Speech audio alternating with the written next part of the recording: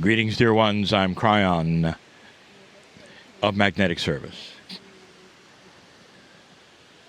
This is the second channeling from the island of Kauai. And we come to you from a place that is famous on Kauai. And it's called the Fern Grotto.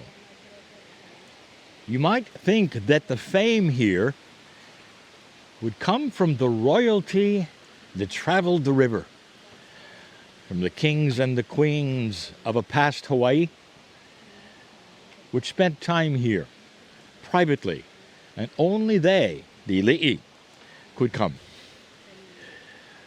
But that's not what we are going to discuss. Instead, we discuss something even more profound. The energy of this place has not been set by the ancestors or the royalty. You see, for the last 80 years, there was a tradition. And the tradition is this, that from all over the world, lovers would come here to marry, to say their vows, or just be together. And they would hear a song that wasn't even written by a Hawaiian, but became the song to sing right here. And so the rocks and the ferns and the dirt have heard this song for over 80 years, many times a day, through all kinds of weather. They would come. And the song was a song of unity. It was a song they expected to have sung first. Some would marry, some would simply look at each other because of the lyrics of this song and the oneness that it talked about in the spirit of aloha. I want my partner's partner to step up for a moment and read these lyrics so you can hear them. This is the moment I've waited for. I can hear my heart singing. Soon, bells will be ringing. This is the moment of sweet aloha. I will love you longer than forever. Promise me that you will never leave me. Here and now, dear, all my love. I vow, dear, promise me that you will leave me never. I will love you longer than forever. Now that we are one, clouds won't hide the sun. Blue skies of Hawaii smile on this, our wedding day. I do love you with all my heart. It starts with, "This is the moment I have been waiting for." I want to talk esoterically about the pure, magnificent, amazing love of God that has created with you a soul. Most of the planet understands the word soul. It has become so synonymous with a life force, with something that's even beyond a human being. So much has it got into that which is the way of the vocabulary of the planet that even those who are nautical, those who sail the ocean, will describe the number on board as souls on board. Not even humans, not men or women, souls. The soul is something that is so complete that it cannot be then even doubted. There is a creator, dear ones, who knows your name, who loves you. While you stand here, those among the group here I want you to understand, as you stand upon the wood looking at the grotto, there is a soul in you that the Creator of the universe put there. And it wasn't so that you can come here and suffer. It was so that you could come here and by free choice meet something that was so astonishing that even to this day there is controversy about what it is. Those who are esoteric would call this something, the higher self. In so many belief systems, it is known by other names, but it is so much there and so alive. And what makes it mysterious is that it's you, the sacred you. So you become aware that there's a duality, perhaps. There's a human you, and then there's a sacred you. And what we have taught now for all of these 30 years is that as you walk through life, the task is to find the sacred you, to be synchronized in coherence with it, to understand that it's there so you would look for it. So let's talk about that soul that you have just for a moment, just for a moment. Can you imagine walking in a wilderness and having the one that would love you the most beyond any human on the planet be around you, perhaps be following you in an invisible way, while you slogged through the energy looking for something else, not being even aware that there was something so amazing as a part of you that would love you so much that if you could unify, it would change your life forever. Once you have the sparks of unification with the soul that is yours, it's forever.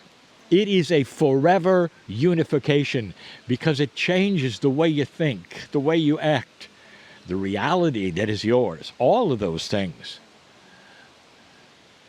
I want you to think for a moment on the energy that is right here where you sit and where you stand. What would the energy be for that song with those lyrics sung many times a day for 80 years here?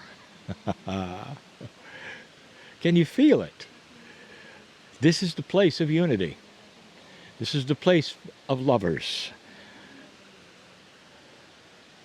Would it be too much of a stretch to say that when you meet that higher self of yours, you become lovers of a high caliber and a vibration because you continue to love one another, yourself?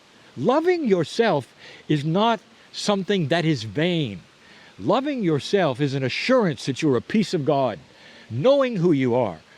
You love yourself enough to know not to step into certain kinds of vibrations or dramas.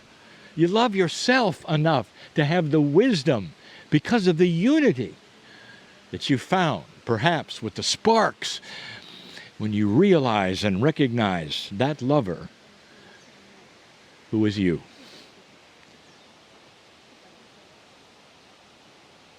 You might know what's next. What if we had a little reunification? What if we had a little marriage between you and you? What if we had something that some of you say, well, I've done that. I'm here because of it. Well, what about a renewing of the vows? What about just saying, I recognize you, that which is put within me, which is the love of God for my entire life. Thank you for living with me. And if this is new to you, what about considering it's real? I want you to remember the words and the lyrics of that song. This is the moment I've waited for. This is the moment I've waited for. Right now, I want you to consider you're standing alone in this beautiful place that resounds with this love song, this wedding, this unification. It's bounced off the walls so many times, the dirt is probably tired of it. But it resounds with emotion.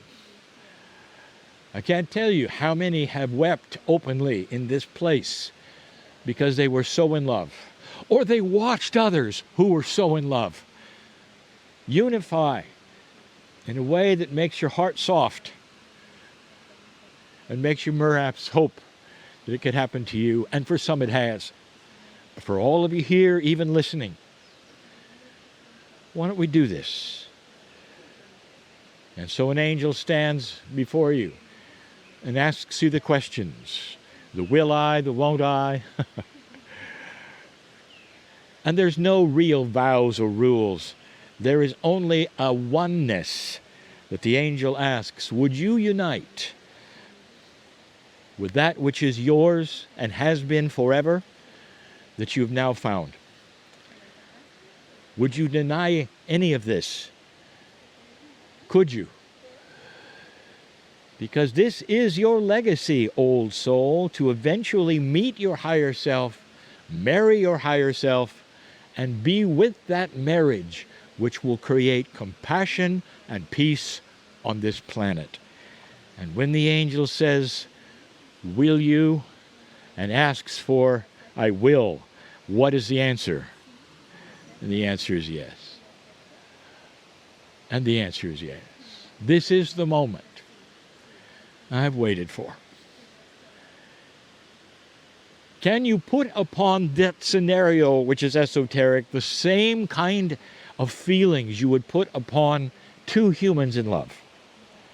And if you can do that, you'll understand a little more of why, for 30 years, I have asked you to fall in love with yourself. There's a moment when two humans look at one another in love and they both think each other is magnificent. That is what we are speaking of, because you are. But it doesn't go away over time, not with your higher self, dear ones, it increases. And day after day you realize that this is a union, not just with a higher entity that is you, but of God, but of spirit, but of nature. How many of you have looked upon this Isle of Kauai and have seen more than the green?